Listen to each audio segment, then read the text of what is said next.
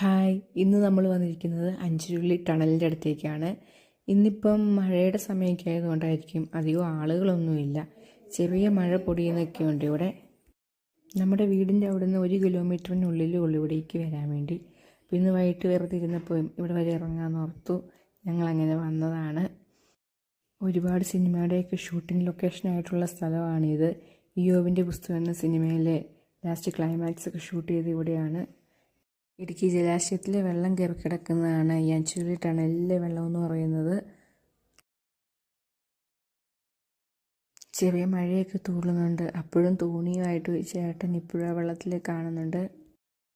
ടണലിൻ്റെ അവിടെ ഭയങ്കര വെള്ളമായതുകൊണ്ട് ആ ഭാഗത്തേക്ക് പോവില്ല. ഒന്നാമത് ഞങ്ങൾക്ക് പേടിയും കൂടിയാണ് ഭയങ്കര വെള്ളമാകുമ്പോൾ അങ്ങോട്ട് പോകാൻ. അപ്പോൾ അങ്ങോട്ട് പോകാൻ പറ്റാത്തതിൻ്റെ സങ്കടത്തിലാണ് പൊന്നൂസ് നടക്കുന്നത്. അവർ രണ്ടുപേരും ജലാശയത്തിൽ എന്തോരം വെള്ളം കൂടി